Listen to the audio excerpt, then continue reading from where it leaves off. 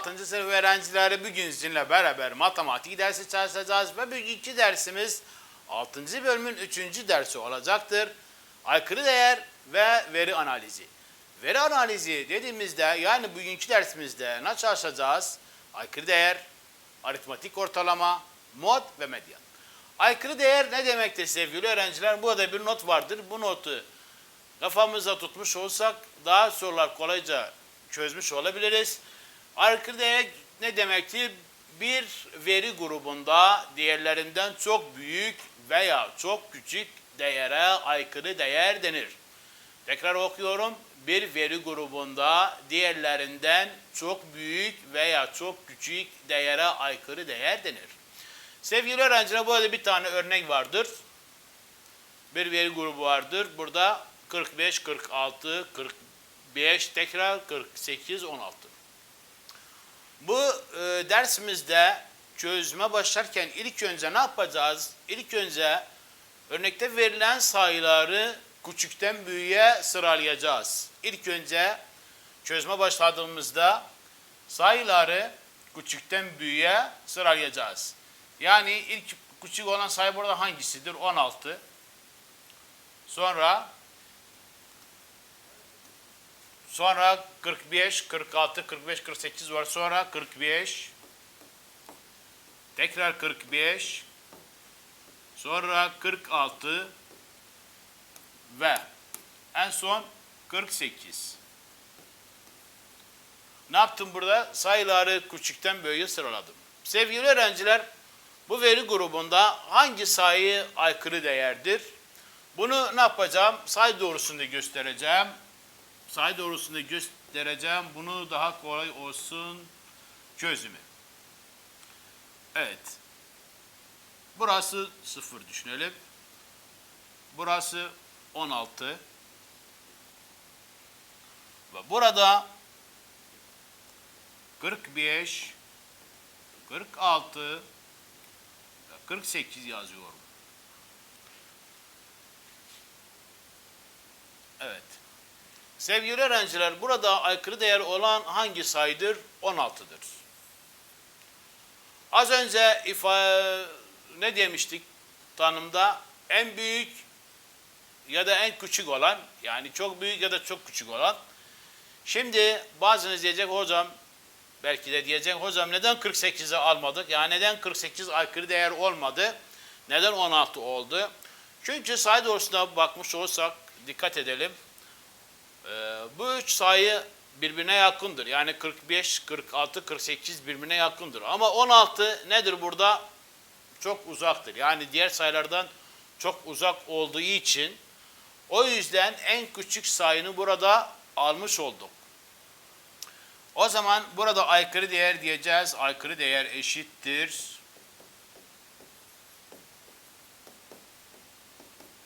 16. Diğer örneğimizde 40, 5, 50, 70. İlk önce ne yapıyoruz çözüme başlarken? İlk önce sayılar küçükten büyüğe sıralıyoruz. İlk küçük olan sayı hangisidir? 5. Sonra 40. Tekrar 40 yazıyorum. Sonra 50. Sonra 70. Burada gördüğünüz gibi veri grubunda yine aykırı değer hangi sayı olacaktır? İkinci örneğimizde yine en küçük sayı olacaktır 5. Neden 5? Çünkü dikkat edin onlar evet. Burada bu grupta veri grubunda hangi sayı aykırı değer olacaktır? 5. Neden 70 olmasın en büyük sayı? Çünkü onlar sayıdır 40, 50, 70 yani bunlar birbirine yakındır. Ama 5, 40'tan bu sayılardan çok uzak olduğu için yani öyle de düşünelim 5. Evet sevgili öğrenciler, aritmatik ortalama dediğimiz gibi biz çözümlere başlamadan önce bu derse ait olan çözümlere başlamadan önce derse ilgili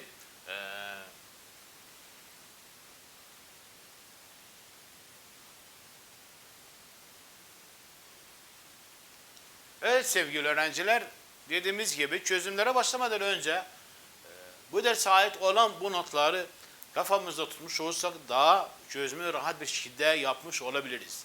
Burada aritmatik ortalama. Aritmatik ortalama ne demektir? Bir veri grubunda verilerin toplamının veri sayısına bölümüne aritmatik ortalaması denir.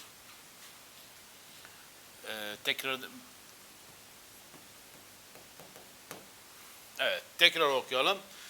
Bir veri grubunda verilerin toplamının veri sayısına bölümüne aritmatik ortalaması denir. Evet, burada yani aritmatik ortalamayı bulmak için ne yapmamız lazım? Verileri toplayacağız. Daha sonra neye böleceğiz? Veri sayısına böleceğiz. Daha şimdi örneklerde göstereceğiz tabii. Verilerin toplamı böyle veri sayısı. İsterseniz siz de bunu bu şekilde gösterin. Yani kesir şeklinde de verileri burada toplayacaksan veri sayısına kadarsa buraya yazacaksın. Daha sonra bölme işlemi yaparsın. Ya da istersen de bu şekilde. Gel burada verileri topla, daha sonra veri sayısına böl. Hangi şekilde yazmış olsan doğrudur. Evet, örneklere geçelim. Evet, örnekte 16, 27, 24, 20, 13 sayıların aritmatik ortalaması nedir? Soruda bu sayıların aritmatik ortalamasını isteniliyor. Ne yapacağız burada? Burada ilk önce çözme geçelim sevgili öğrenciler. Burada aritmatik ortalama diyeceğiz eşittir. Kesir şeklinde yazalım. Verilerin toplamı bölü veri sayısı. Verilerin toplamı dediğimizde kesir çizgi çizdik. Verilen toplamı, veriler buraya yazacağız. Yani toplam dediğimizde sayılar yazacağız. Aralarına ne koyacağız? Bir artı işareti koyacağız. Yani burada ne diyeceğiz? Diyeceğiz 16 artı 27 artı 24 artı 20 artı 13. Verilerin toplamı dediğimizde bunu yazacağız. Sayılar aralarına artı işareti koyacağız. Toplayacağız. Sonra veri sayısı. Veri sayısı dediğimize bakacağız. Kaç tane terim var burada? Kaç tane sayı var burada? 1, 2, 3, 4, 5. Buraya 5 yazacağız. Yani bu sayılar toplayıp 5'e böleceğiz. Toplayalım. 16 ile 24, 16 ile 27, 24, 20, 13.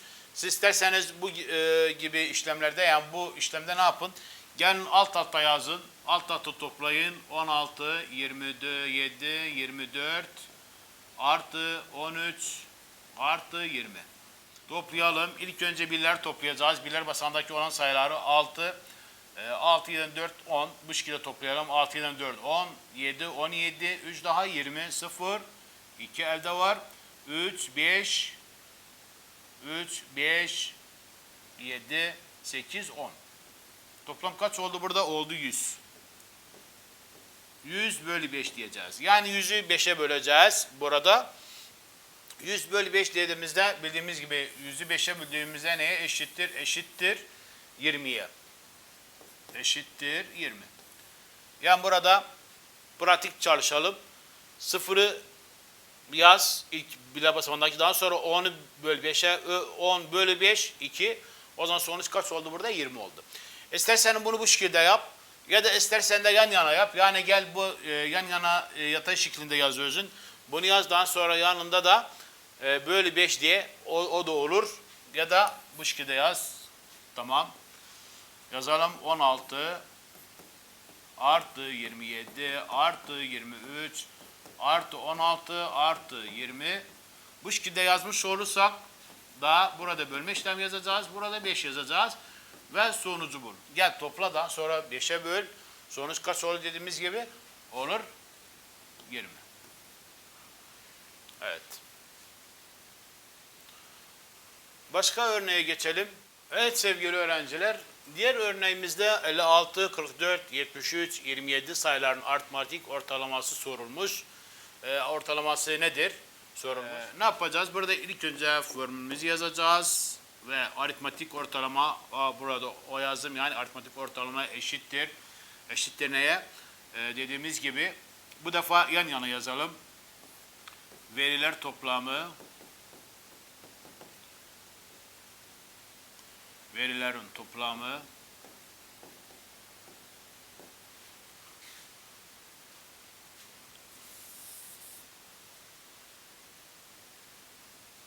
evet, ilk önce formülümüzü yazarım. Aritmatik ortalama neye eşittir demiştik.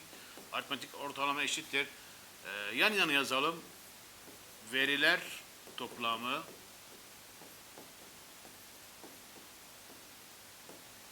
bölü veri sayısı.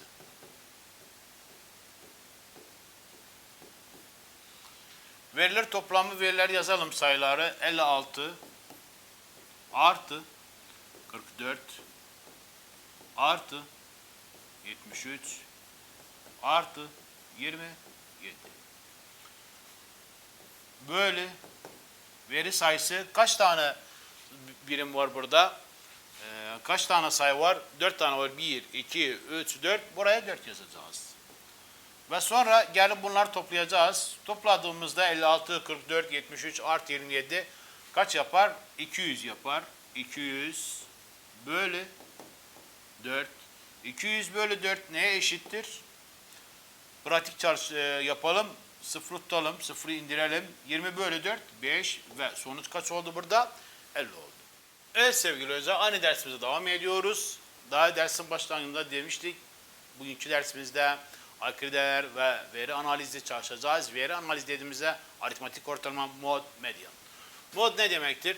Bir veri grubunda en çok tekrar olan sayıdır. Tekrar ediyorum. Bir veri grubunda en çok tekrar olan sayıdır. Burada bir tane örnek var. Ayşe'nin matematik dersinde notları. Çözümde ne yapacağız sevgili öğrenciler? İlk önce sayıları küçükten büyüğe sıralayacağız. Burada en küçük olan sayı hangisidir? 85'tir. Yazalım. 85. Daha sonra en küçük olan sayı hangisidir? 86. 86. Ve 86'dan sonra en küçük olan sayı hangisidir? 92 var, 90 var, 95 var. 90.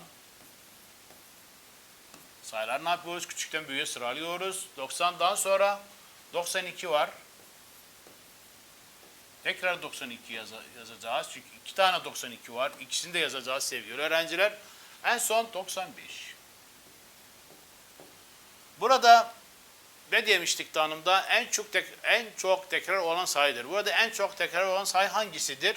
85, 86, 90, 92, 92 tabii. O zaman demek ki burada mod neye eşittir? Mod eşittir. En tekrar olan sayı 92'dir. O zaman mod eşittir 92. Medyan ortanca, yani 3 tane adı vardır. Medyan ya da medyan diye geçir. Öbürü de ortanca diye geçer adı. Ne demektir sevgili öğrenciler? Veri grubu küçükten büyüğe doğru sıralandığında gruptaki terim sayısı tek ise tam ortadaki sayı, terim sayısı çift ise ortaya gelen sayının aritmatik ortalamasıdır. Tekrar okuyorum. Veri grubu küçükten büyüğe doğru sıralandığında gruptaki terim sayısı tek ise tam ortadaki sayı, terim sayı çift ise ortaya gelen sayının aritmatik ortalamasıdır. Sevgili öğrenciler, bu notu kafamıza tutmuş olursak çözümü daha kolay yapmış olabiliriz. Bu notu alalım defterimize. Evet. Şimdi örneğimizde gördüğünüz gibi veri grubu 6, 8, 11, 13, 7, 14, 9. İlk önce ne yapıyoruz? İlk önce sayını çözme başlarken sayıyı küçükten büyüğe doğru sıralayacağız. Küçükten büyüğe sıralayalım. İlk küçük sayı hangisidir burada? 6. Tamam. Sonra 6'dan sonra hangi sayı? 7. Sonra 8. Ben buraya neye işaret koyuyorum? Bir daha bakmayayım bu sayıları. O yüzden işaret koydum her sayının üzerine. Bir daha bakmayayım. Tamam. 6, 7, 8 yazmış olduk. Daha sonra 9. Sonra 11 var. 13 var. 14 var. 11. Sonra 13 ve en son 14. Evet, sayıları ne yaptık burada? Küçükten büyüğe sıraladık. Şimdi sayıları sayacağız burada. Tek midir, çift midir? O ne demektir? Sayıları kaç tane terim var burada sayalım. 1, 2, 3, 4, 5, 6, 7. Terim sayısı kaçtır burada? 7'dir. 7 bildiğimiz gibi tek sayıdır. Ne demiştik tanımda? Tanımda demiştik veri grubunda küçüğü sıraladığımızda terim sayısı tek ise tamam tektir. Tam ortadaki sayı. O zaman ortadaki sayı sevgili öğrenciler 7 sayıdır burada. Burada ben ne yapıyorum? Sağdan 3 tane sayı, soldan 3 tane sayı. Yani buradan 3, buradan da 3 aldım. Ortaya kalan kimdir burada? 9'dur. O zaman ne diyeceğiz burada? Diyeceğiz ortanca ya da medyan eşittir ya da ortanca aynı diyebiliriz medyan. Medyan eşittir. Hangi sayı? 9. Evet sevgili hoca diğer örneğimize geçiyoruz. Diğer örneğimizde aynı ne yapacağız? İlk önce sayılar küçükten büyüğe sıralayacağız. Sıralayalım. İlk sayını hangi sayı yazacağız burada? Özür diliyorum. En küçük olan sayı hangisidir burada? 99, 89, 85, 96, 93, 91. En küçük olan sayı burada 85'tir. İlk önce 85 yazacağız. Daha sonra 89. Sonra ne var burada? 93 var, 91 var, 96, 99, 91. Sonra 93. Geriye kaldı 96, 99, 96 yazıyorum ve sonra 99 yazıyorum. Burada ne yaptım? Sayıları küçükten büyüğe sıraladık. Tamam. Bakacağız şimdi. Terim sayısı çift midir, tek midir? Sayacağız. 1, 2, 3, 4, 5, 6. 6 da nedir? Çift sayıdır. Çift sayı olduğu için ne demiştik tanımda? Tam ortadaki sayı. Terim sayısı bu tek, eğer tek ise ama terim sayısı çift ise ortaya gelen sayının aritmatik ortalamasıdır. Tekrar okuyorum. Terim sayısı çift ise ortaya gelen sayının aritmatik ortalamasıdır. O zaman ortaya gelen sayılar hangilerdir? 91 ile 93 6 sayıdır. Buradan iki tane soldan düşün, al, buradan sağdan da al. İki tane en ortaya kalan kimlerdir? 91'den 93'ün. Ne diyor? Aritmetik ortalaması. Yani ne diyeceğiz burada? Diyeceğiz aritmetik ortalama eşittir. Hangi sayılar alacağız burada? 91'den 93'ü. Tamam. Ne demiştik? Veri toplamı bölü veri sayısı. Yani 91 artı 93 toplayacağız. Ama neye böleceğiz? 2 tane terimdir. 2'ye böleceğiz. Toplayalım. 1 artı 3 4. 9 artı 9 18. Yani 184'ü 2'ye böleceğiz. 184'ü 2'ye böldüğümüzde bölelim. İstersen uzun bölme işlemine. Uzun bölme işlemine de gitmeye gerek yoktur. Gel burada 18'i 2'ye böldüğümüzde 9. 4'ü 2'ye böldüğümüzde 2. Ve sonuç kaç oldu burada? 92. Tekrar ediyorum 184 bölü 2 92. Evet sevgili öğrenciler bu derse ait bugünkü dersimizde yalnız açıklama yaptık. Bu dersle ilgili. Ama çözümleri bir sonraki dersimize takip edebilirsiniz. Hoşça kalın.